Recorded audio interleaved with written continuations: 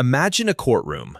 Not the real one, the one in your head, the one movies have been showing you since you were a kid. A gavel falls, a stern judge leans forward, and someone, somewhere, mutters the phrase that is supposed to end the argument.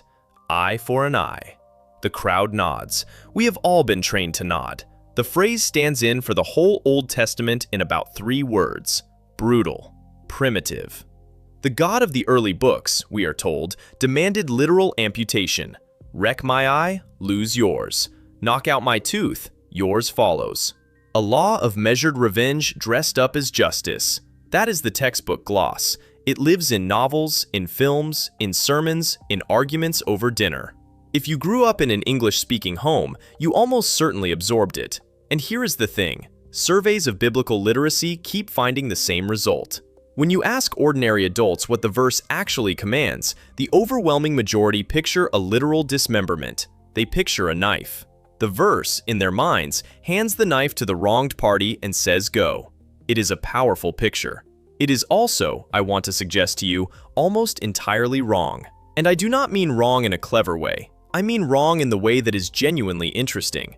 Because the verse in question does not even live where most people think it lives. It is not a thunderous pronouncement. It is not a standalone line in a standalone chapter. It is a tail clause buried inside a very particular kind of writing. The kind of writing that ancient Israel used to settle disputes between neighbors. A case law paragraph. You have heard the phrase case law in modern courts. The Hebrew Bible uses the same idea, but built into the actual text. Here is what I want us to do. I want us to walk past the slogan, past the courtroom, past the movie, and read the verse in its own sentence. Cold, with its neighbors, in the order it was actually written. And what we are going to find, if we do that carefully, is a small object that has been buried under a much louder story. The verse shows up in 2 places. The first is Exodus chapter 21. Let me read you the paragraph it sits inside, because the paragraph is the point. Verse 22. If men struggle together and hurt a pregnant woman so that she gives birth prematurely, yet no harm follows, he shall be punished according to her husband's demand, and he shall pay as the judges determine. Verse 23. But if any harm follows, then you shall give life for life. Verse 24. Eye for eye, tooth for tooth, hand for hand, foot for foot. Verse 25. Burn for burn, wound for wound, stripe for stripe. Stop and look at the neighborhood. The verse is the middle clause in a paragraph about 2 men fighting and accidentally injuring a pregnant woman. The previous verses, 22 and 23, are already talking about money. Pay the husband. Pay what the judges decide. The phrase eye for eye is not a separate sermon. It is a continuation of a financial calculation. Whoever caused the harm pays a damage assessed by the court. The list that follows, the eye, the tooth, the hand, the foot, the burn, the wound, the stripe, is a graded scale of equivalences. It mirrors the original injury. And the frame around it is the entire paragraph, a tort case, not a theology of revenge. The Hebrew word the scholars reach for here is important. The surrounding clauses use the vocabulary of fines, payment, valuation. The famous line is not alone. It is the headline of a small unit that the surrounding sentences have already placed in the world of damages. If you skip the paragraph and reach straight for the slogan, you have read past the meaning. Now the second place the verse shows up is Leviticus chapter 24, verse 19. If anyone injures his neighbor as he has done, so shall it be done to him. Verse 20. Fracture for fracture, eye for eye, tooth for tooth. The wording is almost identical to Exodus. Same list, same shape, and, crucially, the same literary genre. Leviticus 24 sits inside a passage about responsibility for injury, again graded, again with the focus on equivalence. 2 different books, 2 different moments in Israel's history, but the same paragraph style, case law. The verse is a tail clause inside a paragraph about damages. And here is the tease.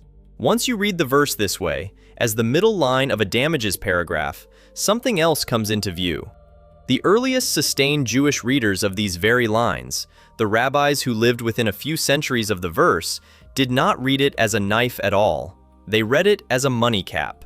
We will get to them. Now let us slow down on the words themselves, because the words are doing a lot of quiet work. The famous list, eye, tooth, hand, foot, is not random. It is a symmetrically balanced line in Hebrew, 4 body parts, each matched to itself. The grammar of the line is what scholars call graded talion. Talion is the technical word for this proportional form. Eye answers to eye, tooth answers to tooth, hand answers to hand, foot answers to foot. The form's job in the ancient Near East was to cap the punishment at the same weight as the injury. It was a rule of proportionality, not a recipe for mutilation. You can see the same shape in a much older text, the Code of Hammurabi, the famous Babylonian law collection that predates the Exodus passage by several centuries, contains a long section, paragraphs 196 through 208, that uses this exact proportional form. And in those paragraphs, the proportionality is consistently read as a basis for fines and compensation.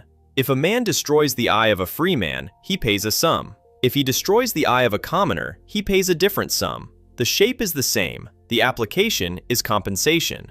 The Code of Hammurabi does not hand out knives either. Now here is the textual reveal, and I want to be clear, this is plain language, not academic show.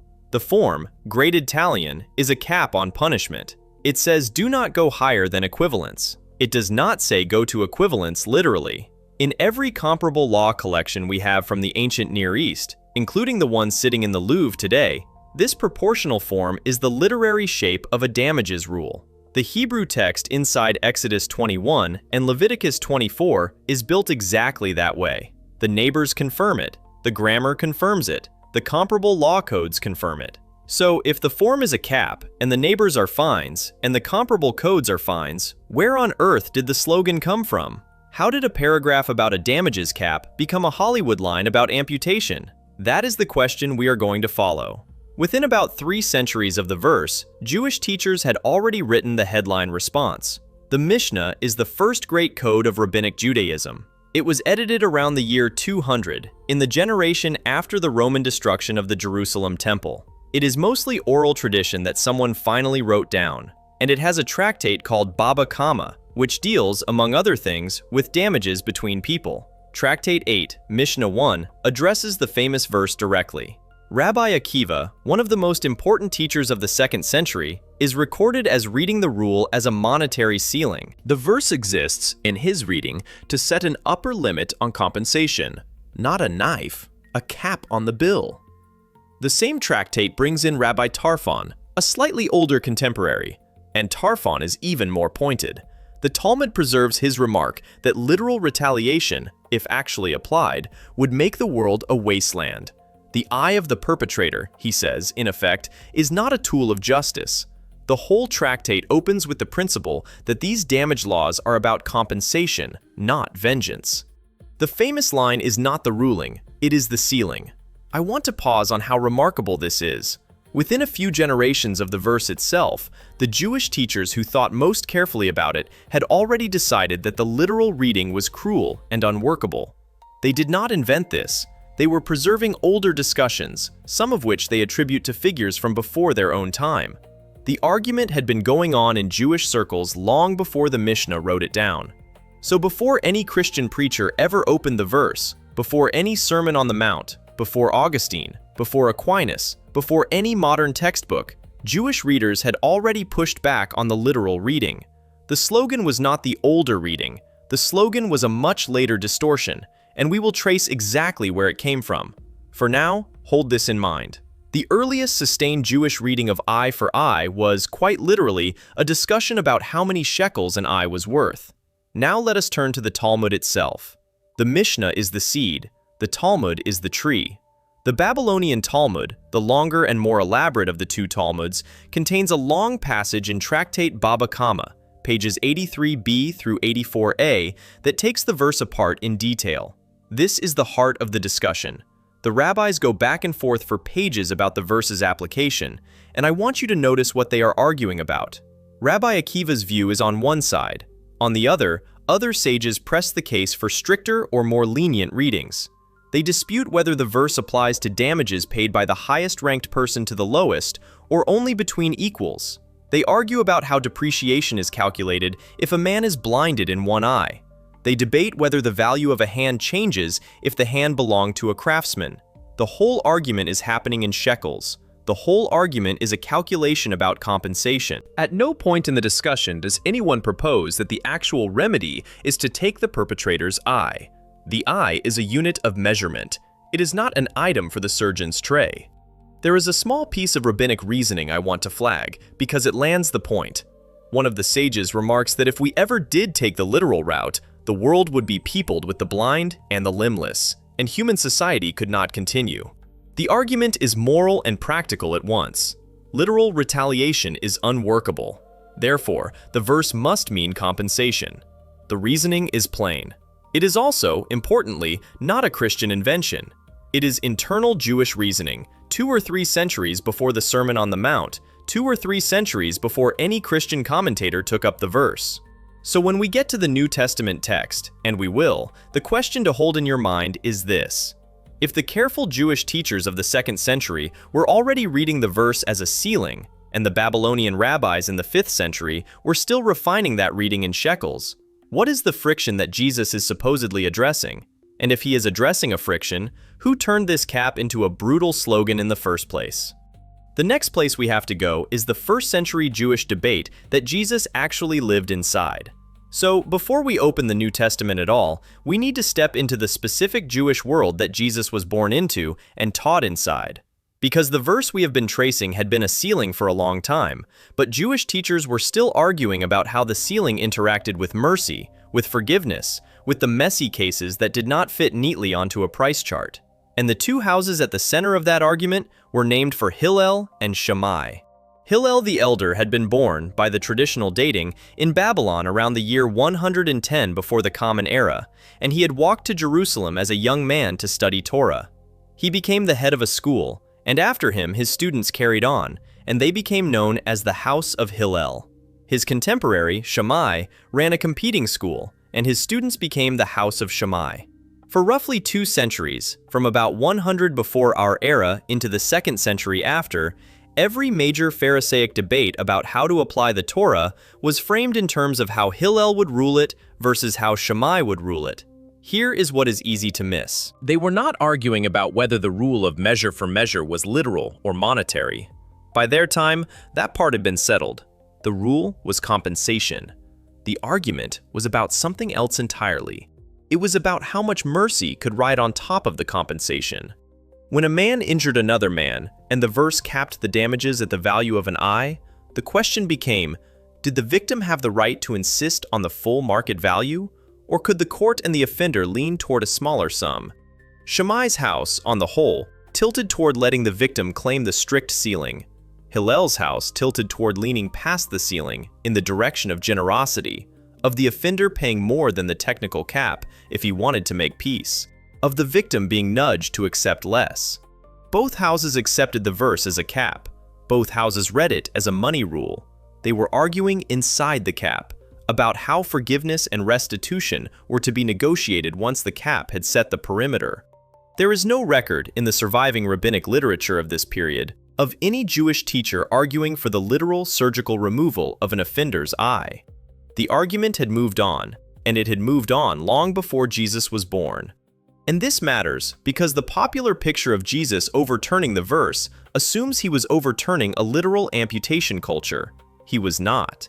He was stepping into a debate that had been running for at least 150 years, and probably longer, about the relationship between strict justice and radical mercy. The House of Shammai said hold the victim to his strict rights. The House of Hillel said open the door wider, let the offender make it right beyond the technical sum. Into that same conversation, with the same vocabulary, Jesus says something like, "You have heard the rule of strict retaliation applied as a ceiling. I am telling you, do not even use the ceiling as a bludgeon. Offer more than you owe. Walk further than the strict letter. Let the offender keep what the law would have given you to take." The friction is not between Jesus and the Hebrew Bible. The friction is between Jesus and a popular use of the verse as a permission slip for personal vengeance, dressed up as justice. And that popular use, which is the use most English speakers picture in their heads today, is the strange latecomer in the story. The Jewish debate around him had already refused it. We will see in the next part exactly what Jesus says and what he does not say when the Sermon on the Mount reaches this verse. Now we read Matthew chapter 5, verses 38 to 42, slowly, and we notice what is actually on the page. Because the popular summary of this passage is so familiar that almost no one stops to check whether the summary matches the text. Jesus has been speaking in Matthew 5 about a series of older statements. You have heard it said, he says, do not murder. You have heard it said, do not commit adultery. And then he reaches our verse. You have heard it said, an eye for an eye and a tooth for a tooth. And here is the first thing to mark. He does not say, you have read in your Bibles. He says, you have heard it said. That little phrase is doing enormous work. It is the language of a circulating tradition, of a saying passed mouth to mouth, of a folk version of the rule. He is quoting the popular slogan, not the verse in its own sentence. Then he reframes, but I tell you, do not resist an evil person. If anyone slaps you on the right cheek, turn to them the other cheek also. If anyone wants to sue you and take your shirt, give them your coat as well. If anyone forces you to go 1 mile, go with them 2 miles. Give to the one who asks you, and do not turn away from the one who wants to borrow from you. Read those 4 sentences carefully. They are not about a court amputating an eye. They are about being slapped, being sued, being pressed into service, being asked for a loan. They are about ordinary frictions of a small economy in a province on the edge of an empire. The evil person in the text is not a homicidal monster. In the Greek, the word is poneros, and in this kind of construction, it is closer to a persistently troublesome person, the difficult neighbor, the bully of the village square, the man who hits and hits again because he expects you to hit back.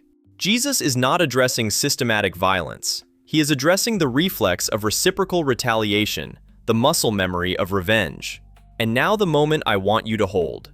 Jesus does not, in this passage, accuse ancient Israel of having a literal eye amputation culture. He does not say, your ancestors were barbarians who hacked out each other's eyes. He says, you have heard the rule as a permission. I am telling you to refuse the permission. He is rebuking the folk use of the verse, the use that turns a damages cap into a personal vendetta license. The verse itself is not what he is overturning. The slogan version of the verse is what he is overturning. That is the quiet textual wonder at the heart of this passage. The thing most readers picture, Jesus in gentle robes publicly scorning a brutal ancient law, is not actually what is happening on the page. He is scorning the cheap, retributive use of a rule that careful Jewish readers had been treating as a ceiling for at least 200 years. He is taking his place in a conversation that the house of Hillel and the house of Shammai had been having, and he is pushing further along the Hillel direction, and past Hillel, into a generosity that goes beyond the legal ceiling entirely. One more thing, and then we move on.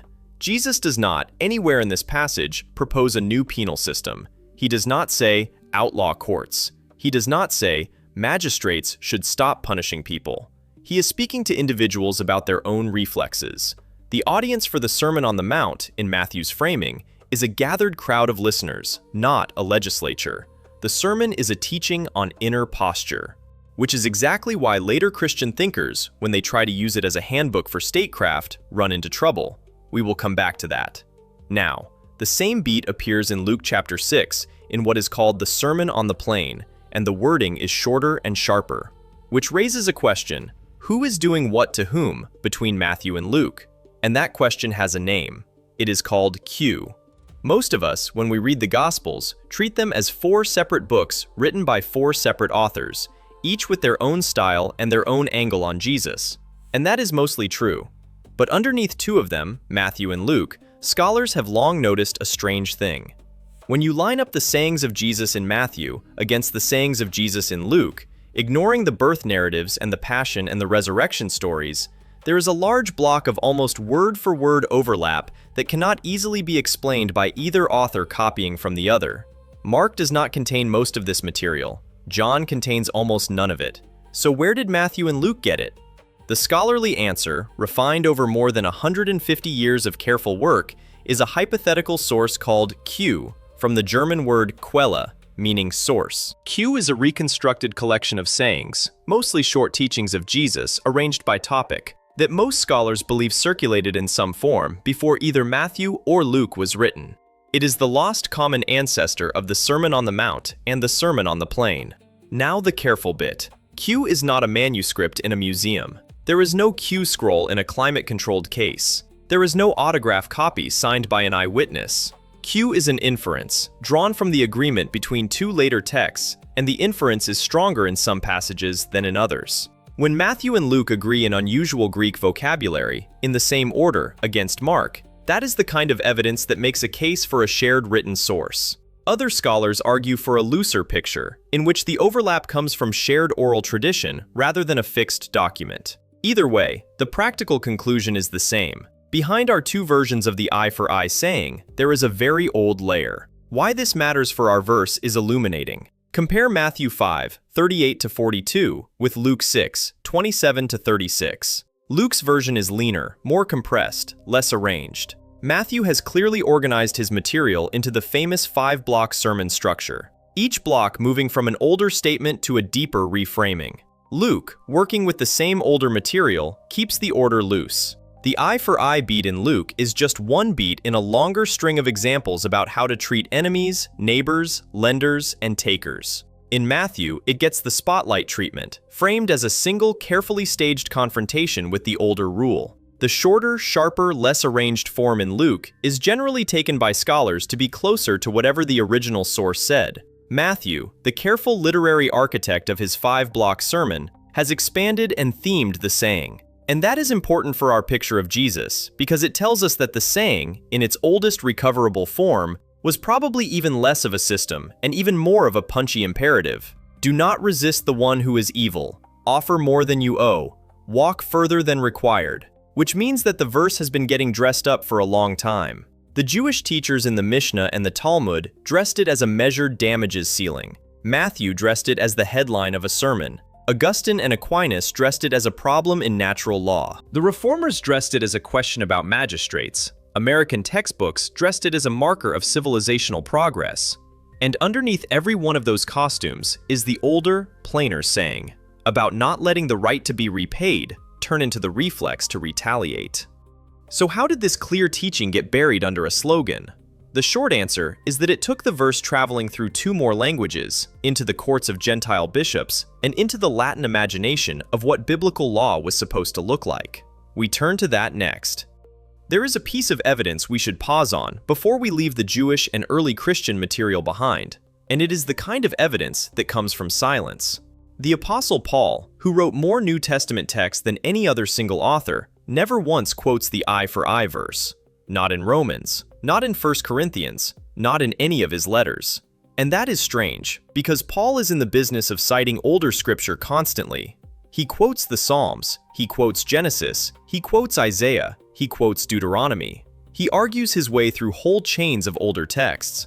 And yet on the subject of retaliation, on the very topic where you would most expect him to reach for the verse, he never reaches. Look at Romans 12, the chapter where Paul turns from theology to ethics. Do not repay anyone evil for evil, he writes. Be careful to do what is right in the eyes of everyone. If it is possible, as far as it depends on you, live at peace with everyone. Do not take revenge, my dear friends, but leave room for God's wrath. On the contrary, if your enemy is hungry, feed him.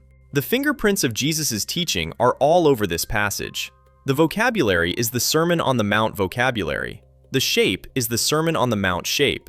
And yet Paul never says, as a scribe might, and as our popular summary always does, as it is written, an eye for an eye and a tooth for a tooth. Or take 1 Corinthians 6, where Paul is dealing with believers suing other believers in pagan courts. To have lawsuits at all between one another is already a defeat for you. Why not rather be wronged? Why not rather be cheated? Paul is using almost the exact logic of the Sermon on the Mount, the logic of choosing to absorb the cost rather than to claim the strict right. And again, no Exodus citation. There are 2 ways to read that silence. The bleak way is that Paul simply had other things on his mind and did not get around to this verse. The interesting way, and the way most New Testament scholars now lean, is that Paul never needed to argue against a literal reading of eye for eye, because nobody in his audience was defending one.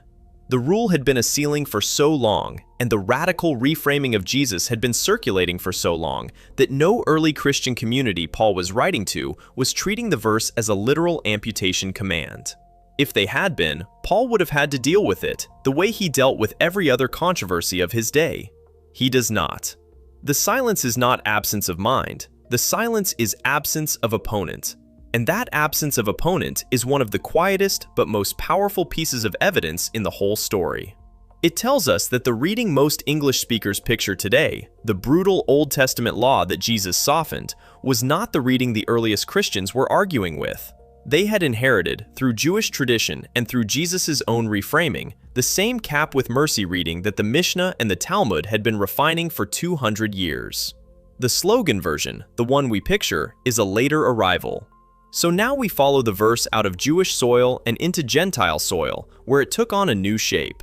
And the first stop on that journey is a translation. Not a translation into English, although that comes later. A translation into Greek made 3 centuries before Christ was born in the Library of Alexandria. Walk with me briefly into the 3rd century before the Common Era.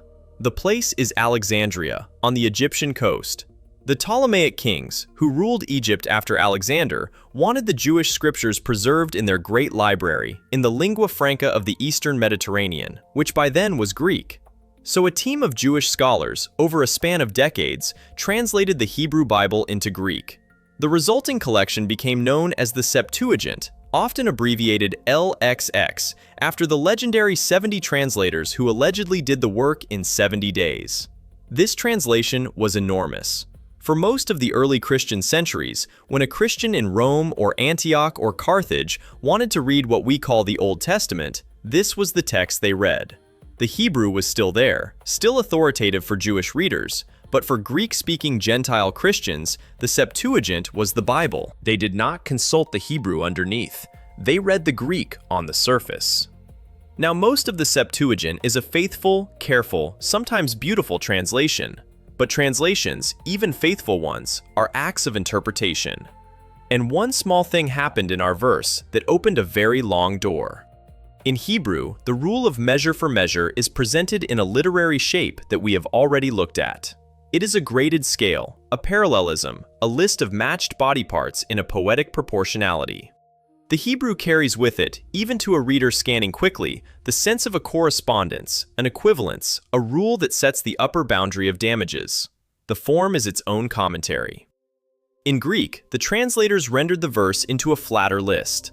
Eye for eye, tooth for tooth, hand for hand, foot for foot. The Greek words are plain. They are technical, almost legalistic.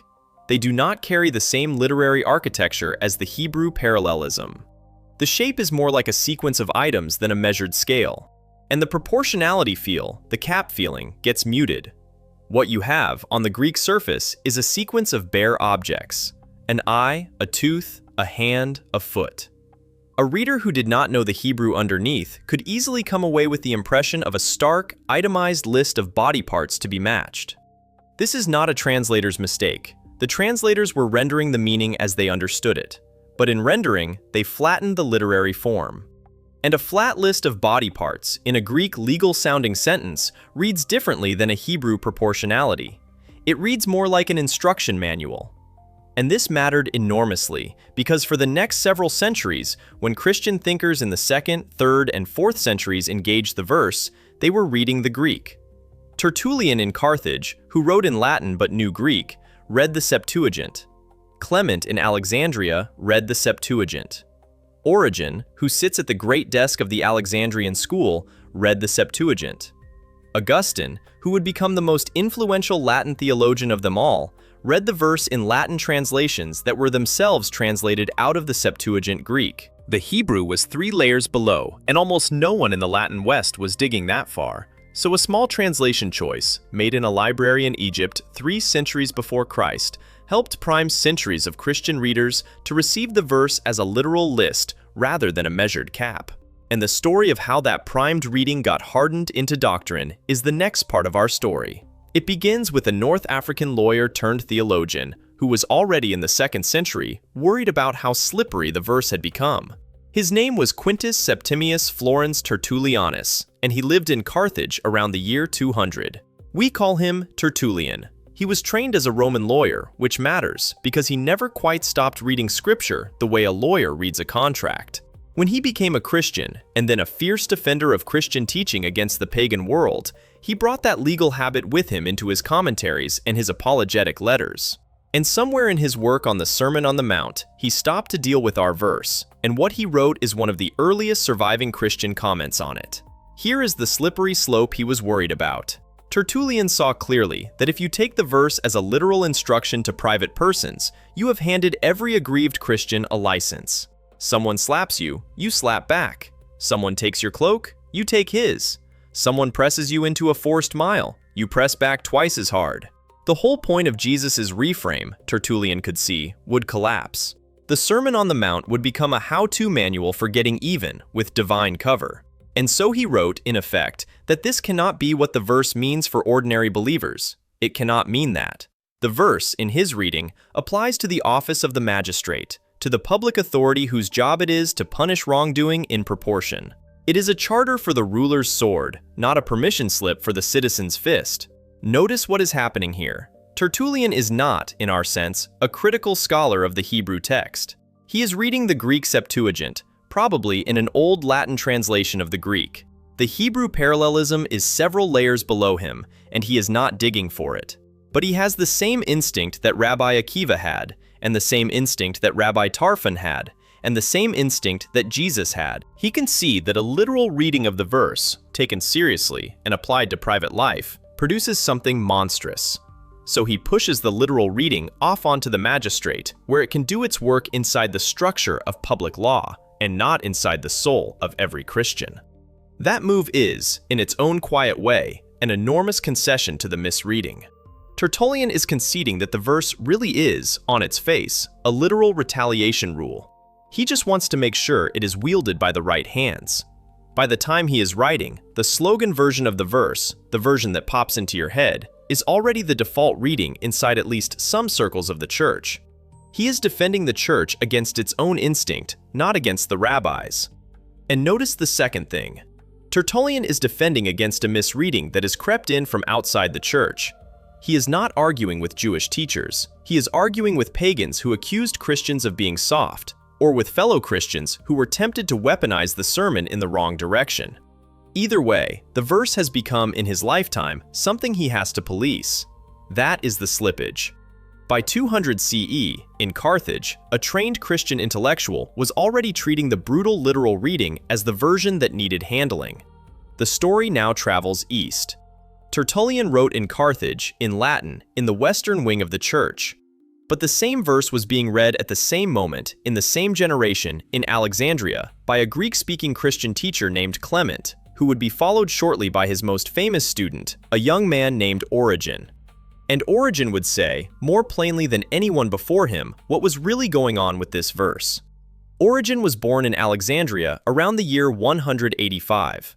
By the time he was a teenager, his father was martyred in a Roman persecution, and young Origen took over the catechetical school of the Great Church of Alexandria. He would run that school for almost 30 years. He was, by any honest accounting, one of the most learned Christians of the ancient world. He knew Hebrew, he knew Greek philosophy inside out. He edited what became the standard critical edition of the Septuagint, the famous hexapla, 6 columns of parallel versions of the Old Testament laid out side by side. If anyone in the 3rd century was equipped to ask what the verse actually meant in its original tongue, Origen was. And Origen, in his commentary on the Sermon on the Mount, makes a remark that should, by rights, embarrass every textbook that ever repeated the slogan. He says, in so many words, that even among the Jewish interpreters who received the law, few understood this verse literally. Few. Among the Jews themselves, he tells his Christian readers, the literal amputation reading was never the consensus, it was the exception. That is a stunning admission, and Origen makes it without blinking. He is not trying to convert anyone. He is not trying to soften Judaism for Christian readers. He is reporting what he sees when he looks honestly at the verse, at the Septuagint underneath it, at the Jewish exegetical tradition he had access to, and at the Sermon on the Mount above it. And what he sees is that the literal reading, the version that floats through our heads by reflex, was a minority reading even in the religion that produced the verse. Then Origen does something characteristically Origen. He does not just leave the verse as a monetary cap, as the rabbis did. He does not just hand it to the magistrate, as Tertullian did. He layers a third reading on top. He reads the eye, the tooth, the hand, and the foot as spiritual symbols. The eye is the intellectual faculty that needs pruning when it looks at the wrong things. The hand is the working member that has done the harm, and so on. The literal amputation, he says, was never really the point. The point was always the inner disposition, the measured response, the calibrated discipline of the soul. You do not have to find Origen's spiritual reading persuasive. I do not fully. But you should notice what he is doing. He is reading the verse the way a 3rd century Hellenistic intellectual would read any tricky text, by peeling levels. And at every level he can reach, he finds the literal amputation reading absent. It is not the rabbinic reading. It is not his reading. It is, by his explicit testimony, a fringe reading even among Jews. He is, in effect, telling us that the popular Christian slogan is, in its earliest Christian centuries, already a distortion. This is the moment, in the chain of evidence, where the textbook story starts to wobble. The textbooks want us to believe that the verse meant literal mutilation until Jesus showed up and softened it. Origen is telling us, from a city with one of the great libraries of antiquity, that this is not what the tradition said. Not the Jewish side, not the Christian side. The slogan version is, even in antiquity, a newcomer, a costume. If the reading was already a costume by 200 CE, then how did it become the costume we wear today? The one we slip into without thinking every time we hear the phrase, eye for an eye. The next part of the answer is a man, and the institution he built around himself in late 4th century North Africa, whose authority was so enormous that whatever he allowed to harden, hardened. Augustine was born in 354 in Thagaste, a small Roman town in the province of Africa, in what is now Algeria. He was trained in rhetoric in Carthage, lived for years as a restless pagan intellectual, became a Manichee for a while, moved to Milan as a teacher, heard Ambrose preach, was converted, was baptized, went back to Africa, became Bishop of Hippo Regius, and from that coastal see wrote an almost unbelievable volume of letters, sermons, commentaries, and theological treatises until his death in 430. By the time the medieval Latin Church was forming itself, Augustine was the single most cited Christian author in the West. Whatever Augustine allowed to be settled was settled. So what did Augustine do with our verse? Augustine read the Sermon on the Mount as a layered text in a way that Origen would have recognized. He distinguished, carefully, between the literal sense and the spiritual sense. The literal sense for Augustine applies to the life of the city, to the magistrate, to the public square. The spiritual sense applies to the heart of the Christian, to the inward disposition. And our verse, he says, lives in both layers at once. On the literal layer, the verse is a charter for proportionate punishment by the state. The magistrate may rightly order that the punishment fit the crime. On the spiritual layer, the verse is a model for the inner life, a measuring stick for how we limit our own reflex to retaliate. Notice what Augustine has done. He has preserved, in a sense, the rabbinic insight that the verse is about proportion, not about amputation. The punishment must fit, the response must match. He has preserved the magistrate move that Tertullian made. The ruler's sword is the right place for strict justice, and he has layered in the Origenist spiritual reading, in which the eye and the tooth are members of the soul that must be disciplined.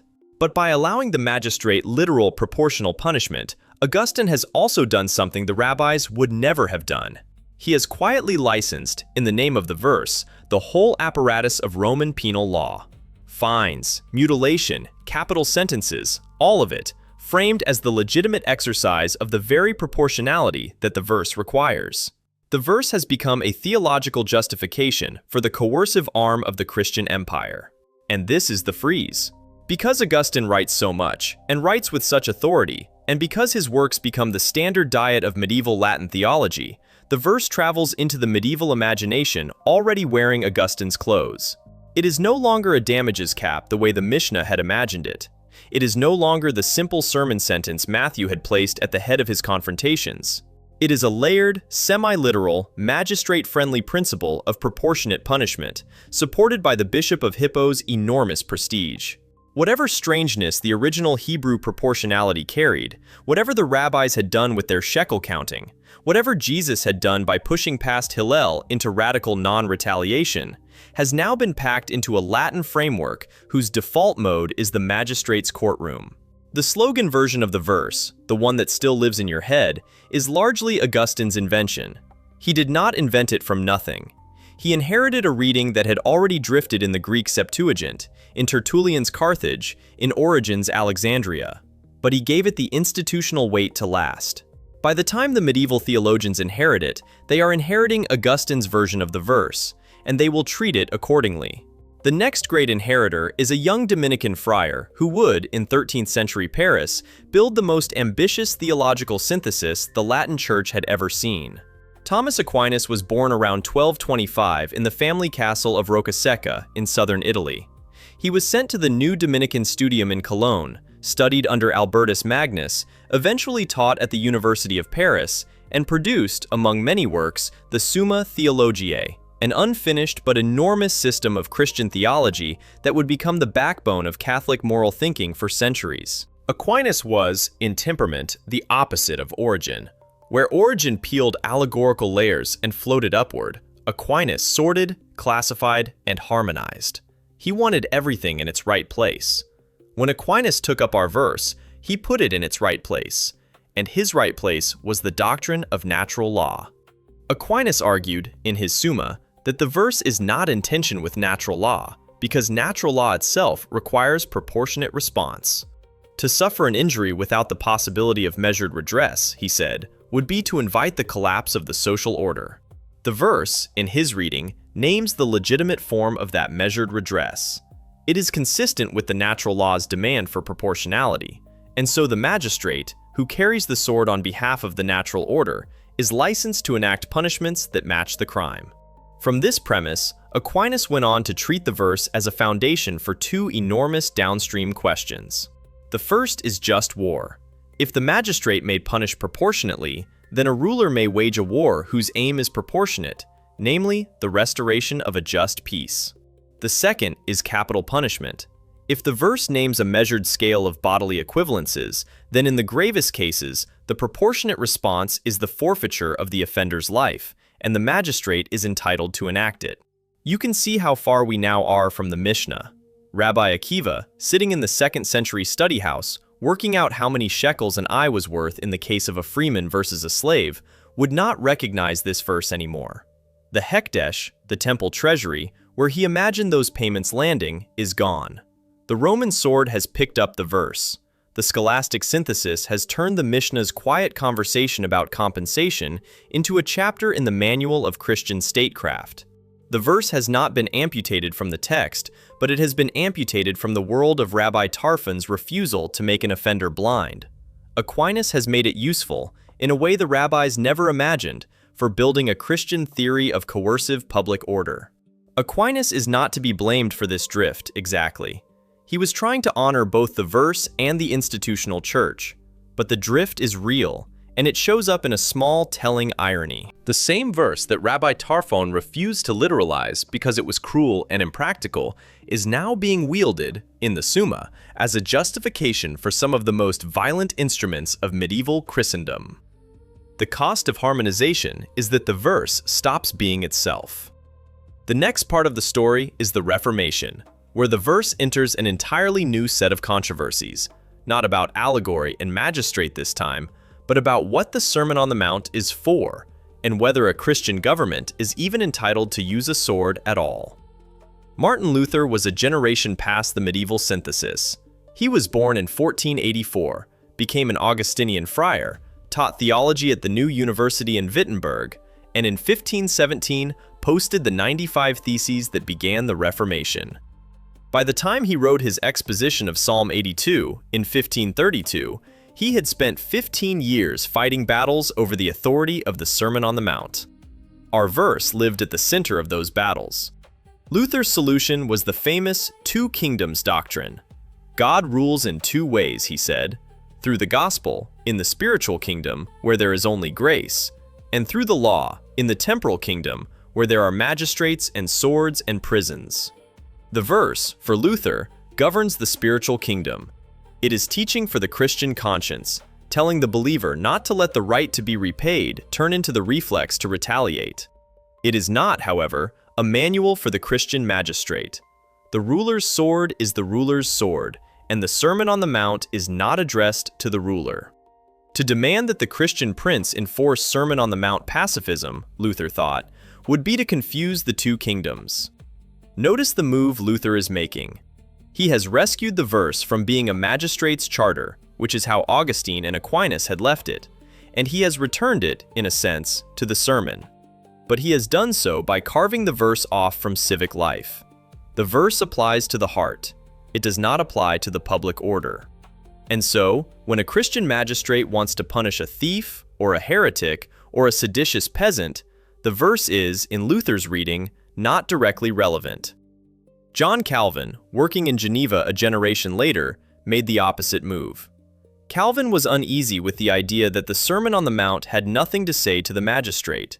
He read the verse as a marker for the proper ordering of civil life. The Christian ruler, in Calvin's reading, is bound by the verse's demand for proportion. He may wield the sword, but he must wield it as the verse frames it, as a measured response, not as unlimited vengeance.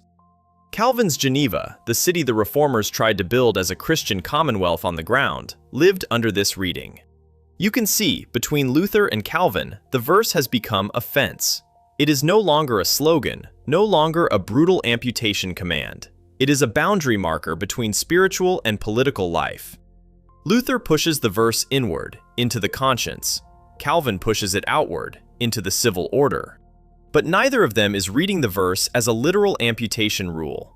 Both of them have already absorbed the rabbinic, patristic, and medieval sense that the verse is about proportion, not about knives. That is the quiet achievement of the Reformation on this one verse. The Reformers, even when they disagreed violently about almost everything else, agreed that the verse was not a literal retaliation instruction. They disagreed about where to put it, but they had already left the slogan version behind. Whatever the slogan version was, by the time the Reformation was over, it had been pushed off into popular speech, into textbooks, into political polemic. The serious theologians had moved on. That does not mean the slogan version disappeared. Quite the opposite. It waited in the wings for 2 more centuries, until a Jewish philosopher in Berlin wrote a small book that would name the misreading in print, in a language Christians could read. And that philosopher, and the modern textbook story that grew up around the slogan in his wake, is where our story is going next. The first half of our story has been about a misreading hardening. A Hebrew proportionality rule got pulled into Greek, pulled into Latin, given a courtroom, a sword, and a soul. Now the second half is about the misreading getting named, and then getting louder. In 1780, a Prussian official named Christian Wilhelm von Dohm published a tract called On the Civic Improvement of the Jews. It was the kind of Enlightenment document that argues a minority should be tolerated because they are useful citizens, and Dohm, to his credit, thought the Jews of Europe deserved better than the laws they were living under. But Dohm made a move that drove Jewish intellectuals quietly wild. To illustrate how the Mosaic Law contained some now outgrown institutions, he picked the verses he thought everyone already understood as old-fashioned cruelty. The Talion verses were a natural choice. Dohm read them as evidence that the Mosaic Law encoded a literal retaliation order that civil society had sensibly replaced with proportionate monetary fines. He was, in other words, reading the verse the way popular Christian polemic had been reading it for 1,000 years. Moses Mendelssohn answered him. Mendelssohn was then the most prominent Jewish intellectual in German-speaking Europe, a philosopher whose Phaedon of 1767 had made him famous to Christian readers, and a friend of Kant. He wrote back in his small but pointed reply, often called the Answer to Dohm, or, in some translations, On the Civic Improvement of the Jews, a reply. And in that reply, Mendelssohn corrected Dohm on the specific verse. He pointed out that the Talion verses had always been read in the rabbinic tradition as monetary ceilings, that they limited vengeance rather than enjoined it, that no responsible Jewish reader had ever thought they commanded literal amputation. He was not inventing a new reading, he was restating the Mishnah and the Gemara in a register that a Christian in Berlin could read. And he did it in a way that embarrassed a generation of Christian polemicists, because the textbook that Dome had just published was, in plain print, wrong on a basic matter of Jewish law. The verse had always meant what the Mishnah said it meant. Christian readers who had been wielding it as a club against Judaism had been hitting the wrong target. I find this a little astonishing. Imagine a Jewish thinker, in a small book, in a polite Enlightenment register, calmly pointing out that an influential Christian official had misquoted the Jewish Bible. It is the kind of moment that does not get into the textbooks either, because it does not fit the storyline the textbooks prefer. The textbooks want the verse to be a primitive slogan that Christianity transcended. Mendelssohn points out that the verse was never the slogan, and that the Jewish readers who had kept the original meaning alive knew it was never the slogan. So by the 1800s, the slogan version and the verse are sitting on opposite sides of a small but real fence. On one side are serious theologians of every Christian tradition, who have already moved past the slogan. On the other side are the popular, polemical, and textbook readings that keep reusing the slogan because it does useful cultural work. Namely, it allows you to gesture at a primitive past and a more enlightened present in one short phrase. And the story of how that slogan version then sailed across the Atlantic and into 20th century American common sense is the next chapter. Here is what I find genuinely strange. The version of the verse that most modern English speakers carry around in their heads is barely older than the United States itself. The chain that built it goes something like this.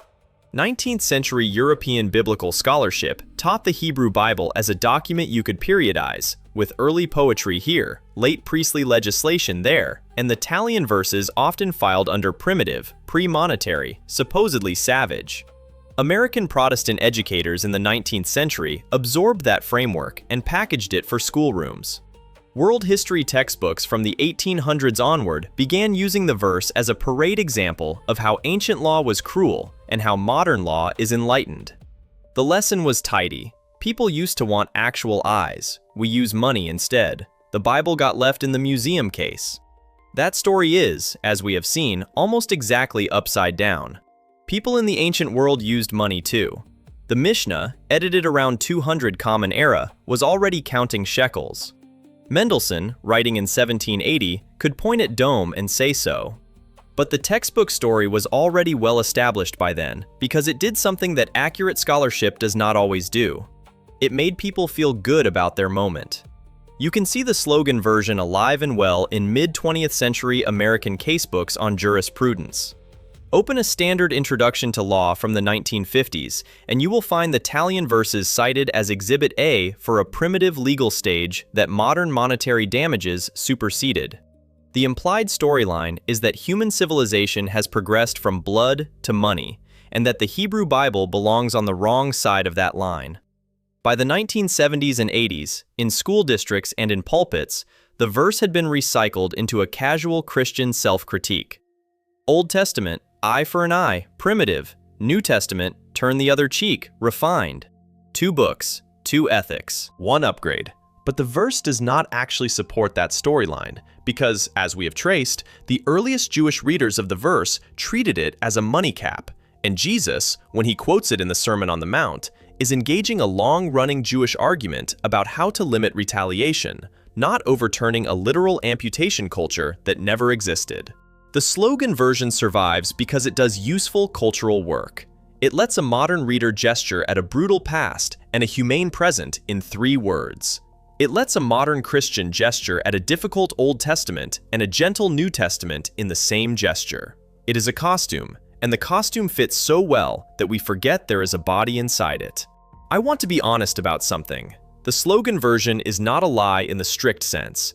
It is a fossil. It is the remnant of a long chain of partial readings, each of which thought it was honoring the verse.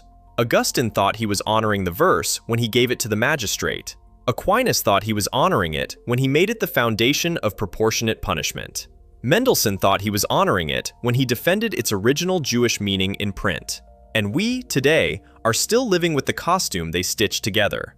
The interesting question is not whether the costume is morally serious. It is whether we want to keep wearing it, or whether we want to look at the body underneath. So here is the gap. The verse most people picture is a primitive call for mutilation, an Old Testament slogan for vengeance that Jesus softens in the Sermon on the Mount. The verse that actually sits in the Hebrew Bible is a proportionality clause inside a case law code, a ceiling rather than a command, already being read as monetary compensation within a few centuries by the rabbis of the Mishnah and the Talmud. Jesus, when he quotes it, is engaging a long-running Jewish argument about the limits of retaliation, not overturning a literal amputation culture that never existed. Augustine fuses Roman penal thinking with the Hebrew line and hands the verse to the magistrate. Aquinas welds it to natural law and to just war. Luther and Calvin relocate it and disagree about where. Mendelssohn names the misreading in print in the 1800s. The 20th century absorbs the slogan into law school casebooks and schoolroom textbooks, where it lives as a tidy little exhibit for civilizational progress. The signature lesson of this channel, the thing I keep coming back to episode after episode, is that the sentence, "I heard this is true," and the sentence, "this is true," are not the same claim. Between them often lies centuries of creative interpretation, translation choices, polemical needs, and quiet institutional drift. The thing at the bottom is almost always stranger and more interesting than any layer above it. The verse we have been tracing is no exception. The actual verse is a quiet proportionality cap inside a Hebrew case law code. The slogan is a costume stitched together by generations of readers who wanted the verse to be something easier to argue with. Now I want to be honest about what is still genuinely open. We do not know with certainty how literal the Mishnah's monetary reading is. There are scholars who think the rabbinic tradition itself sometimes treated the rule as a going rate of compensation that had drifted from an older, literal meaning, and other scholars who think the Mishnah is faithfully preserving a long-standing interpretation. We do not know exactly how directly Jesus engages the rabbinic argument. Matthew frames it as a confrontation between Jesus and an older rule. Luke frames it as a wisdom saying within a chain of mercy commands. The actual historical Jesus may have sounded more like one or the other, or like neither. The Q source is a scholarly inference, not a manuscript in a museum, and the silence of Paul's letters is suggestive but not conclusive. There is more to learn. If you have stayed with me this far, I am grateful, and I would love to hear from you. Here is the question I want to leave you with. The slogan version of the verse is the one most people grew up with, and it has done real cultural work, including some work you might think is good. Now that you have seen how the slogan got built, layer by layer, do you think the slogan is a useful simplification or a distortion we should retire? Tell me which, and tell me why. I read the comments, and the best ones change how I think about the next episode. Thank you for being here. Until the next deep dive, stay curious and stay humble about the things you are sure you know.